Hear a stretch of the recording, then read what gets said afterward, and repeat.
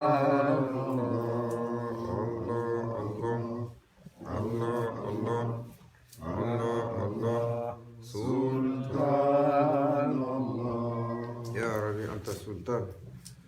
نحن عبيد أعوذ بالله من الشيطان الرجيم بسم الله الرحمن الرحيم الحمد لله والشكر لله ولا إله إلا الله والله أكبر ولا حول ولا قوة إلا بالله العلي العظيم بسم الله الرحمن الرحيم أطيعوا الله أطيعوا الرسول والأولي الأمر منكم دستور مدد يا سيدي مدد سلطان الأولياء دستور مدد يا رجال الله دستور مدد مولانا الشيخ مدد الحق الحمد لله qu'Allah Azzawajal nous a honorés d'être ensemble sur Majlis al-Dhikr, l'assemblée pour le rappel, l'assemblée pour le partage, l'assemblée pour le khair, tarikatun nasahwa wal khairu fil jama'at, Kalim Shaw Naqshband. Il nous rappelle que c'est dans cette assemblée que le khair il descend d'Allah Azzawajal pour les serviteurs. Quand ils se rassemblent,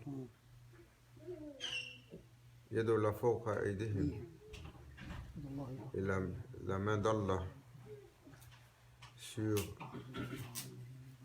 notre main. Ati'ullah, ati'ur Rasul wal ulil amr minkum. Nous sommes à la veille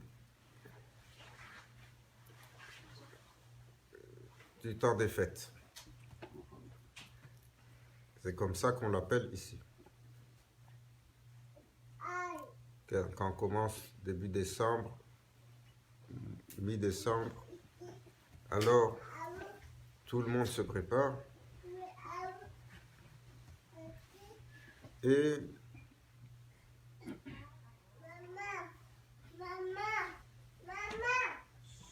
le temps des fêtes dans la tradition chrétienne.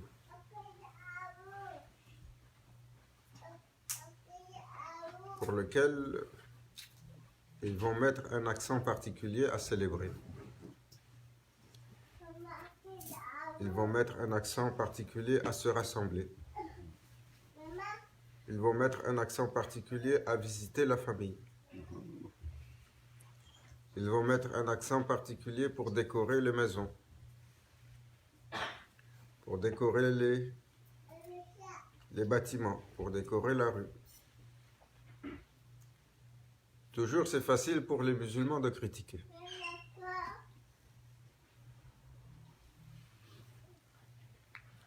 Mais la sagesse arabe, elle dit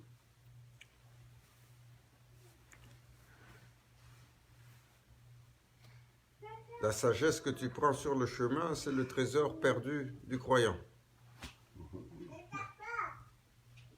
Et toujours, le serviteur qui cherche son Seigneur du cercle des non-musulmans, le serviteur, il doit regarder qu'est-ce qui est bien.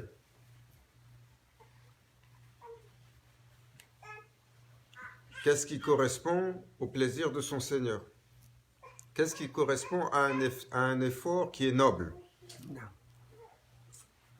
Et il doit toujours aller chercher pour essayer de faire et de faire mieux, si ça peut l'inspirer. C'est pour ça que le prophète sallallahu alayhi wa sallam, il a dit, va chercher la connaissance, même si tu dois voyager jusqu'en Chine. Dans ce temps, le chinois, il n'y a pas d'islam. Parce que c'est par la suite, après le départ du prophète sallallahu alayhi wa sallam, que certains sahaba, et parmi eux, le plus fameux Sa'd ibn Waqas, il est parti sur la Chine. Et quand il a fait l'échange avec l'empereur chinois de la dynastie des Han, il a demandé l'autorisation pour enseigner. Et il a passé presque un total de 20 ans en faisant quelques allers-retours. Et c'est comme ça aujourd'hui qu'il y a des centaines de millions. Parce qu'ils disent des dizaines de millions, mais on estime plutôt entre 100 et 200 millions les musulmans en Chine. Les deux provinces de l'Ouest. Et quand arrive ce temps, comme partout où le serviteur il doit prendre une sagesse, nous devons également prendre une sagesse. Hein, ce soir, on a les enfants aujourd'hui ici. Est-ce que vous avez trouvé un enfant qui aime pas ça, les lumières à Noël? Hein? Demandez. Tous, on a les enfants ici, on est dans un pays, et ils sortent, ils vont. Dès qu'ils voient les lumières, les premières lumières qui apparaissent, ils vont vous dire, regarde, regarde comment c'est joli. Ils vont demander aussi. Est-ce qu'on a vu un enfant, c'est évident, qui ne sait pas c'est quand Noël?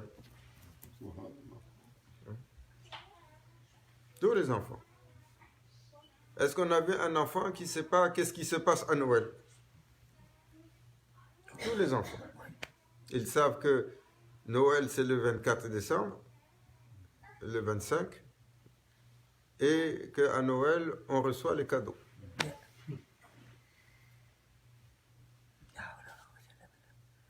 Demandez à nos enfants, c'est quand Mawlid al-Sharif. Bien souvent, même les adultes, ils ne savent pas la date. Jamais les gens de Tombouctou, Allahu Akbar. C'est célèbre le Mawlid. 7 jours non-stop. De la naissance à la Aqiqa. Ils font 7 jours de festivités en continu.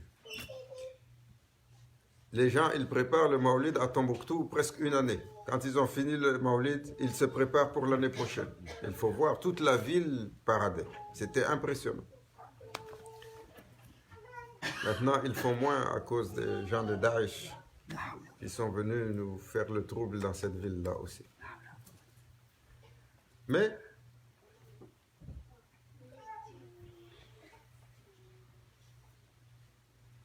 mettre l'accent, célébrer, honorer sa tradition, c'est important.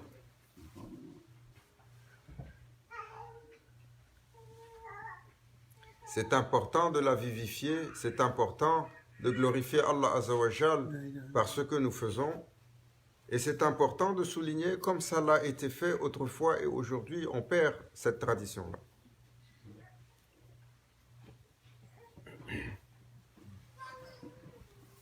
Pour donner la joie,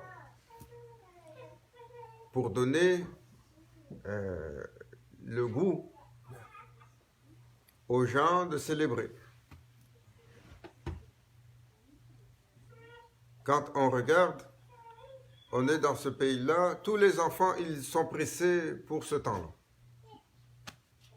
Et Allah Azzawajal, il dit, je suis tel que mon serviteur, il espère de moi. Si il espère Al-Azim, le suprême ou la suprématie, alors ma manifestation sera suprême.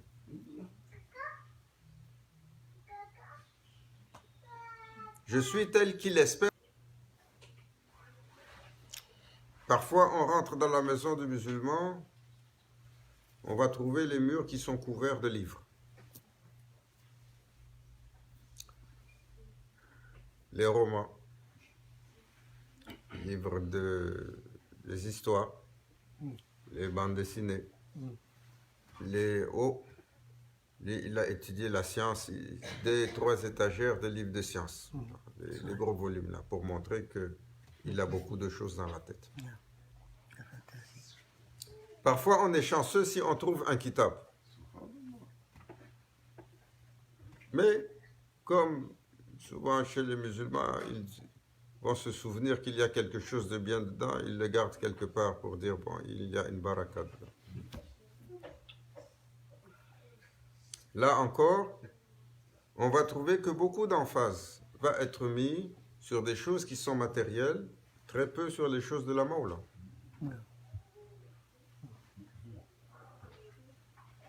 Et on va continuer comme ça. Si on regarde nos habitudes, beaucoup de choses contemporaines, beaucoup de choses trendy, comment on dit ça, à la mode. Et à la mode. Mais si on regarde dans les habitudes, le musulman, comment il va essayer de faire les choses pour imiter son prophète. Manger ce qu'il a aimé, garder dans la maison ce qu'il a suggéré d'avoir à la maison. Tamar, la date, le miel, le vinaigre, le sel. Qui s'assure d'avoir les éléments que le prophète sallallahu alayhi wa sallam, il a dit, il faut les avoir dans la maison, chacun d'entre eux, il a une bénédiction particulière. Les anges, toujours, ils vont faire la louange de celui qui a la date chez lui ou celui qui a le miel.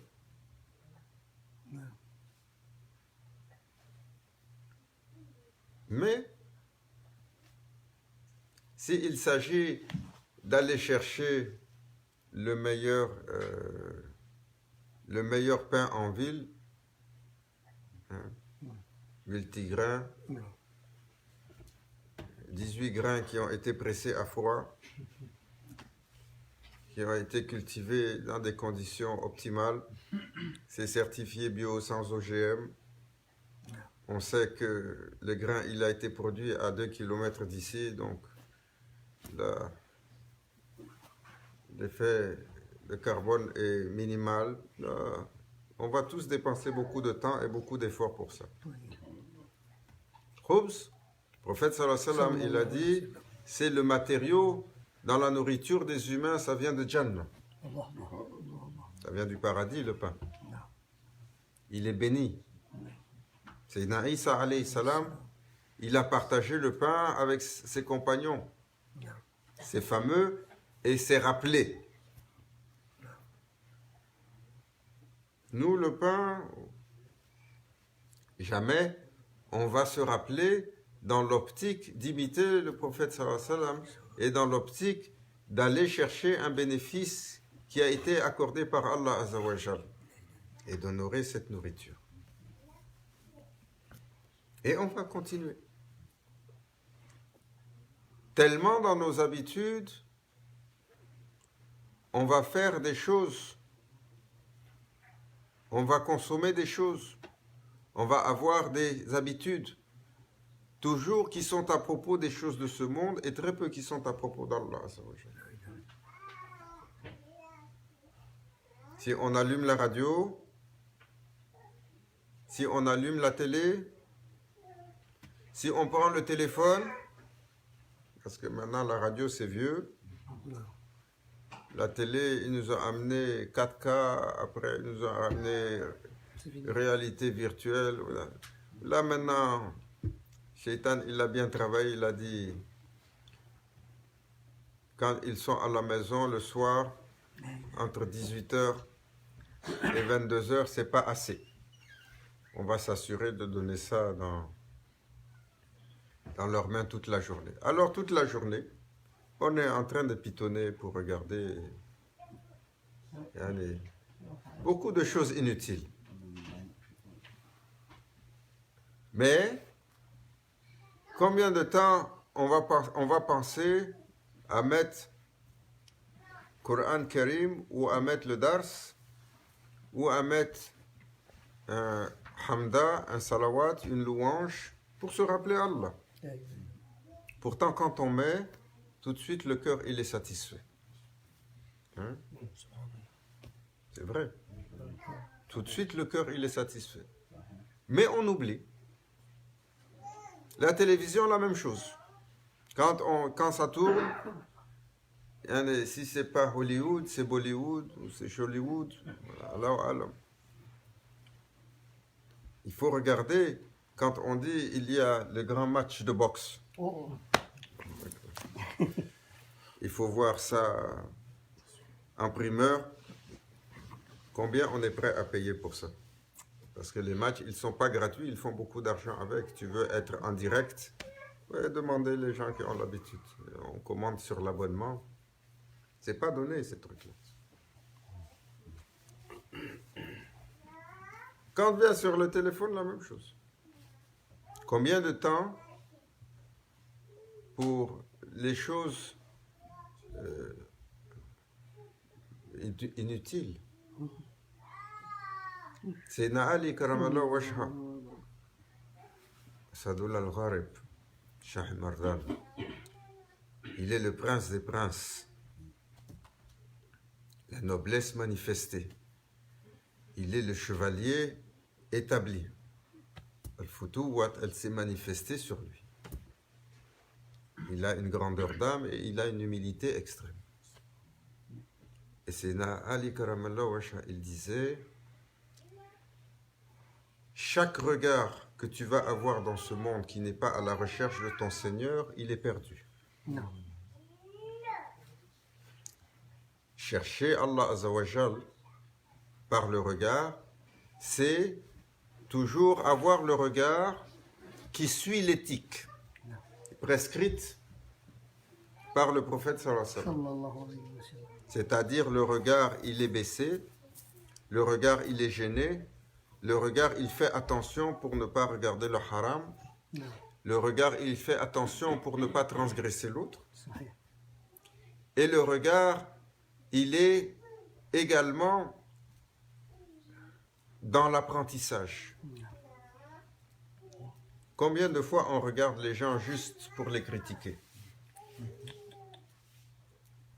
Notre regard est un exercice perpétuel de prétention, de condescendance, et on pense qu'on est mieux que les autres juste en les regardant. Oh, lui, il n'est pas assez bien habillé.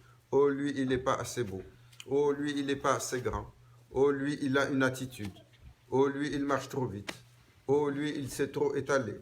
Oh, et ça continue comme ça. On décode, on critique, on décode, on critique. Si tu regardais, et tu as le cœur qui est plein de rahma, tu as le cœur qui est plein de sollicitude, tu as le cœur qui est plein d'amour, tu as le cœur qui est plein de curiosité sur ton frère, Masha'Allah, qu'est-ce qu'il a qui le rend si exceptionnel? Jamais on a un regard comme ça. Et Allah sait, chaque personne ici, il a quelque chose d'exceptionnel. Parce que Allah Azzawajal, lorsqu'il a créé ses serviteurs, sur chacun, il a donné une magnificence particulière, il lui a donné des bonnes choses et des mauvaises choses, pour qu'on apprenne, comme il dit, Alladhi khalaqa al-mawta wal-hayata liyabluwakum ayyukum ahsanu amala. Il a créé les humains et il les a mis au défi pour voir lequel d'entre eux il va mieux faire. Allah Azzawajal, il nous a créé de nations et de tribus différentes. Il aurait pu tous créer kullu bani Adam sur un type monolithique. Et c'est rien pour Allah Azzawajal. Ou il aurait pu créer une croyance. Il aurait pu créer l'islam sur le début et protéger du shaitan, kullu bani Adam. Il ne l'a pas fait. Il a manifesté un prophète, et après il a descendu un autre prophète avec un autre livre, et un autre prophète avec un autre livre, et un autre prophète avec un autre livre. Al-Mursalin 313, sur les 124 000 prophètes, les messagers. Et Maulana Cheikh Nazim, il disait, et les livres 104. Nous, on connaît les grands livres. Taurat, Zabour, Injil, Coran. On connaît les 4 grands. La majeure partie des gens connaissent ces livres-là. Mais il y a eu d'autres prophètes et d'autres messagers qui ont eu des petits livres.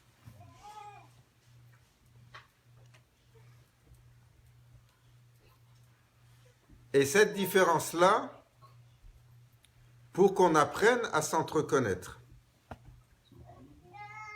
à s'entreconnaître dans un exercice de ne pas utiliser la différence comme pour se penser mieux. Hacha. Le prophète sallallahu alayhi wa sallam, il a dit l'islam est mieux.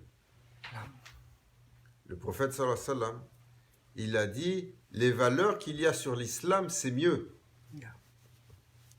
Il a dit le serviteur aux yeux d'Allah qui implémente ses valeurs, c'est mieux aux yeux d'Allah. Mais il a enseigné ihtiramul kull, le respect de tous. Le respect de l'autre, celui qui est différent, celui qui il n'a pas ta croyance. Comment le prophète sallallahu alayhi wa sallam, il a respecté son voisin, the neighbor.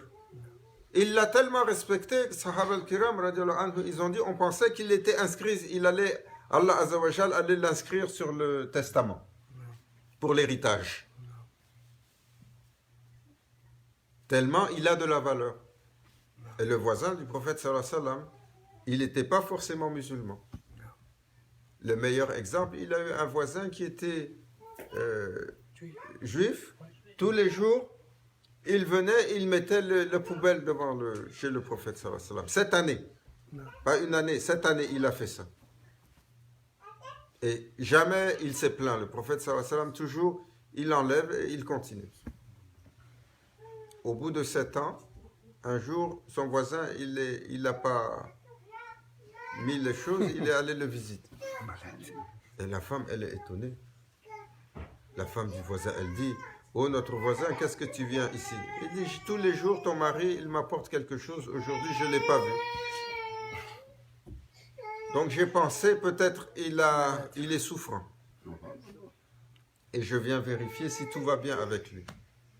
Quand elle est allée voir son mari qui était malade, il était couché. Tout de suite, il s'est levé. Il a dit, Ashhadu an la ilaha illallah wa ashhadu anna Muhammadan rasulullah. Cette année, j'ai été avec toi à t'embêter. La seule fois où je tombe malade, tu as couru pour venir me poser la question si je vais bien. Seul un prophète peut faire quelque chose comme ça. L'âme noble, toujours, elle cherche le bien chez l'autre. Si le prophète sallallahu alayhi wa sallam, il n'avait pas aimé ses voisins, il n'avait pas respecté les autres, il n'avait pas fait attention, qui serait musulman aujourd'hui? Parce qu'il n'est pas arrivé dans un territoire de musulmans. Autour de lui, il y avait des non-croyants de toutes les traditions. Il y avait des chrétiens, il y avait des juifs, il y avait des Zoroastriens, il y avait toutes sortes de croyances, des gens qui adoraient le Tarout et qui adoraient les idoles.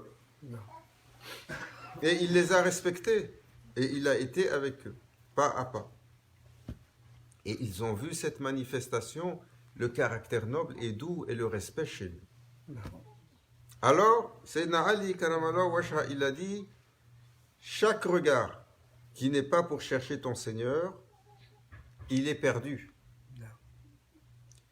Chaque parole que tu vas dire qui n'est pas dans le dhikr, dans le rappel de ton Seigneur et dans sa mention, c'est inutile, ça n'a pas de fruit.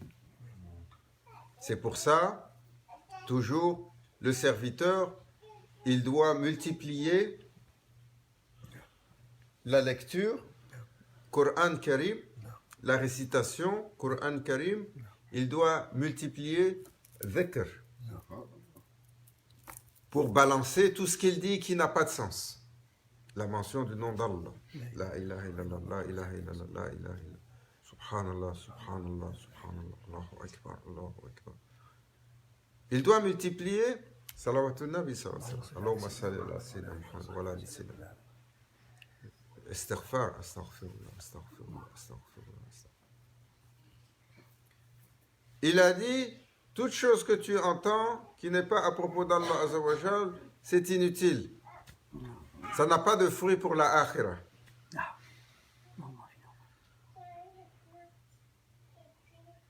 C'est utile d'entendre des choses quand on a besoin pour nos affaires. Mais en finalité, ce qui fait pousser l'ascension de Jannah, du paradis, pour le serviteur, c'est son ibad.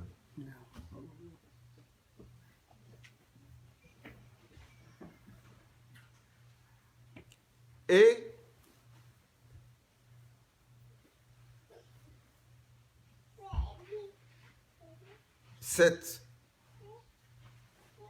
ce temps est un temps qui est propice à la méditation pour regarder comment ils ont célébré pour donner l'envie aux gens de célébrer.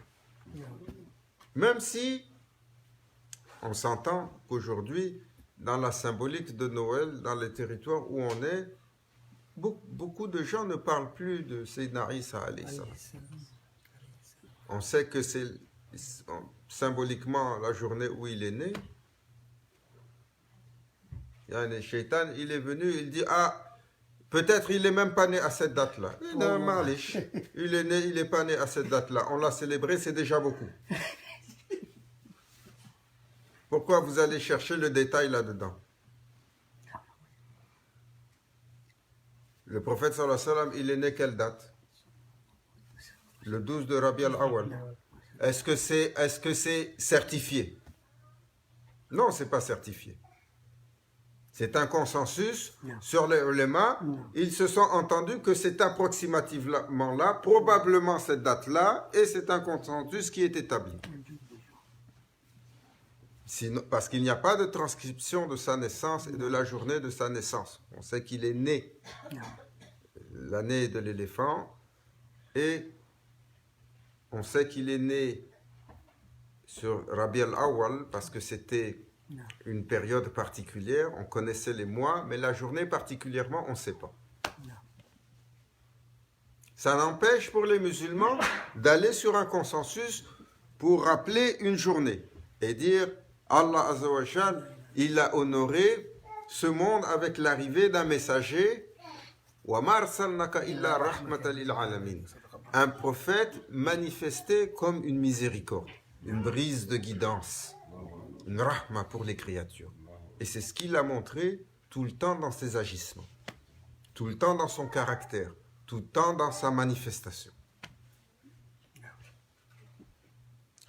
Comment ils ont décoré et que nous, on n'a jamais décoré. À la maison, regardez, combien de fois, aujourd'hui, les musulmans, chez beaucoup de musulmans, vous rentrez, vous trouvez le sapin de Noël. Qu'est-ce qu'ils vont dire? Ah, ça c'est la fête des cadeaux, c'est pour faire plaisir aux enfants. Alors, Cheikh Hicham, Allah Azza wa Jal lui accorde longue vie en santé. Une fois, il a été invité chez un alim qui était une personne notoire. Et quand il est rentré, c'était aux États-Unis, il y avait à l'entrée un sapin. Alors, il s'est assis, il n'a rien dit. Après, sur son hôte, il a demandé. Aussi, il dit, oh notre maître, c'est quoi la symbolique de ça? Il lui a dit, ah, ça c'est pour faire plaisir aux enfants. On est en Amérique, c'est la période de Noël et tout ça. Il a dit, personne. Ibada aux yeux d'Allah Azza wa Jal, quand tu fais plaisir aux enfants, c'est méritoire. Il dit, Samahne, permettez-moi avec, où sont les enfants? Les enfants, ils sont venus. Il a dit, oh mes enfants, je peux vous poser une question. Cheikh Hicham, il parle aux enfants. Qu'est-ce que c'est que ça? Oh. Alors le papa, il est un peu gêné, il dit, répondez, répondez. Christmas tree, un sapin de Noël. Et c'est pourquoi exactement? Alors ils regardent leur papa, et il y en a un qui dit, oh cher, tu sais pas? Il dit, c'est Noël. Ah, Noël, c'est quoi? C'est quand? Il a dit c'est le 24 décembre, le 25. Il dit mais qu'est-ce qu'il y a à Noël? Il y a les cadeaux. Jésus, il est né, c'est Naïssa. Et après, il s'est tourné. Il a dit, dites-moi, c'est quoi votre croyance? Oh, nous musulmans, on est musulmans. Il a posé la question. Quand est-ce que le prophète sallallahu alayhi wa sallam est né? Silence complet. Et là, le père, il essaie de pousser. Il dit, le 12, le Rabi al-Awwal, 12. Et voilà, le cheikh, il a rigolé. Il a dit, là-dedans, il y a des maliches. Tu as pensé, c'est pas grave, tu fais plaisir aux enfants. Mais comment ça se fait qu'ils connaissent tout ce qu'il y a en arrière, qu'ils ont célébré tout ce qu'il y a en arrière, et ils ont oublié de célébrer leur prophète. Dalou salatu wa salam. Quand c'était l'Inquisition en Espagne, vous savez, l'Andalousie, la période musulmane en Espagne, c'était 3 siècles et demi. C'était sous la gouvernance des musulmans. Ça, c'est pour les gens qui pensent que l'islam, c'est la violence. Et que l'islam, c'est l'oppression et c'est forcer les gens. Hein? Comme autrefois, dans les temps médiévaux, ils faisaient penser aux gens que les Maures, les Sarrasins et les Turcs, ils arrivaient avec des couteaux dans les dents pour égorger les gens. Mais c'est Salahuddin Ayyoubi, il leur a donné une belle leçon qui est restée dans la mémoire de l'Occident quasiment presque 1000 ans. Jusqu'aujourd'hui, ils s'en souviennent. Lorsqu'il leur a montré où était la noblesse de l'islam. Le combattant en islam, il respecte les règles d'Allah. Il se combat pour Allah quand il doit se battre. Il ne torture pas quelqu'un. Ça, c'est pas ce qu'on voit aujourd'hui. Aller dans les prisons en Irak, avant le départ de Saddam Hussein, après le départ de Saddam Hussein, aller dans les prisons syriennes, aller dans n'importe quelle prison. Quand les mukhabarat, ils vous ont attrapé, les histoires qu'il y a là-bas, et ce sont des musulmans. Ils disent La ilaha illallah. Le prophète sallallahu alayhi wa sallam, il a interdit, même pour ton pire ennemi, de l'humilier, de le maltraiter, de le torturer. Non. Donc, de faire attention par rapport à cela, il y a des règles de noblesse.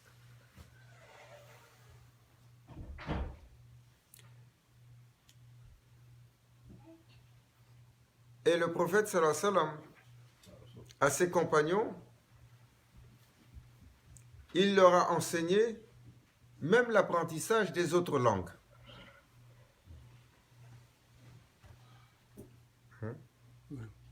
Il y avait des compagnons qui avaient cette capacité, parce que déjà, autrefois, comme on vit, maintenant c'est assez monolithique. Mais quand vous allez encore dans certains pays où est-ce qu'il y a 30, 40, 50 dialectes, chez nous il y a ça.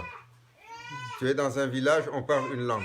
Tu vas 2-3 villages plus loin, c'est une autre langue. Tu vois 2-3 villages de l'autre côté, c'est une autre langue. Et on a dans le voisinage 4, 5, 6, 7 ethnies. Les gens apprennent 3, 4, 5, 6 langages. Et parmi les Sahaba, il y avait quelques compagnons qui avaient cette aptitude-là. Et le prophète sallallahu alayhi wa sallam leur disait, allez apprendre les langues. À combien il a demandé d'apprendre le persan ou d'apprendre la langue des Romains pour accéder à la connaissance, pour pouvoir échanger et pour pouvoir prendre le bien qu'il y a partout. Mais prendre le bien qu'il y a partout, cela ne veut pas dire qu'il faut oublier notre tradition. qui est le point que je veux souligner ce soir pour un partage.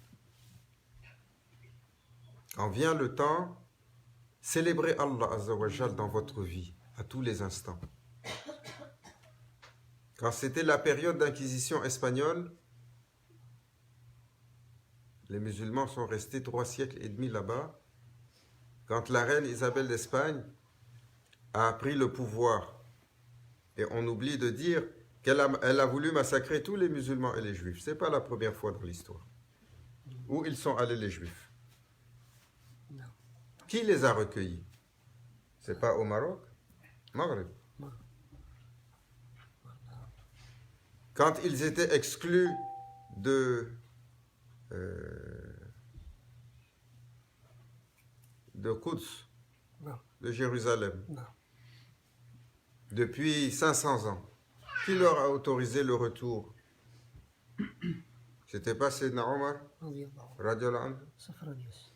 Et après, il y a eu les croisés qui sont venus une première fois, ils ont chassé et massacré tous les musulmans.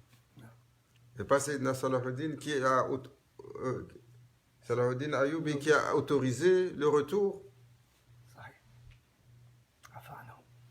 Quand ils étaient massacrés par les tsars en Russie, où est-ce qu'ils se sont réfugiés? C'est pas chez les sultans ottomans? Alors pourquoi on dit que le musulman, il a une animosité envers les juifs? Le prophète sallallahu alayhi wa sallam ne nous a pas enseigné ça. L'animosité, elle est envers des gens qui ne respectent pas le message de Sayyidina Moussa alayhi salam et qui ont maintenu des terres entières du monde musulman dans l'oppression aujourd'hui. Pourquoi? Pour réparer les bêtises des Occidentaux d'Europe?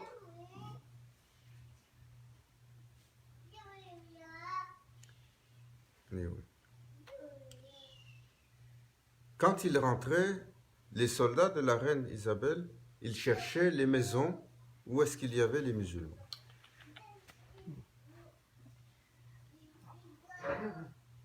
Et donc, dans leur maison, ils avaient enlevé tout ce qui était identitaire.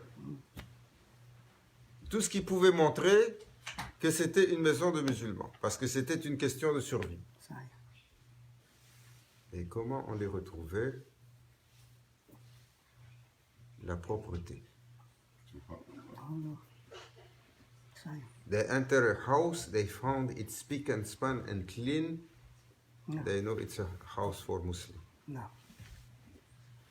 Because Prophet sallallahu alayhi wa sallam taught them cleanness. Il leur a enseigné comment être pur, comment être propre de corps, d'esprit, de cœur.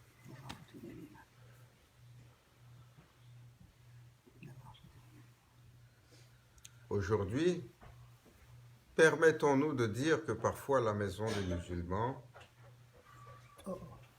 ça peut être douteux. D'expérience. Et que quand on va chez les non-musulmans, dans certaines de leurs habitudes, on parle de propreté immédiate de l'environnement. Qu'Allah Azza wa Jal nous accorde la sagesse de partager ce moment, de tirer sagesse de ces choses-là, d'honorer Allah Azza wa Jal comme il se doit, d'honorer notre culture et notre tradition, d'honorer notre mémoire, de savoir l'histoire de l'islam, d'où est-ce que nous venons, comment nous sommes arrivés ici, qui sont ceux et celles qui ont porté le drapeau, qui ont donné leur vie, qui sont ceux et celles qui sont la cause de notre rencontre ici.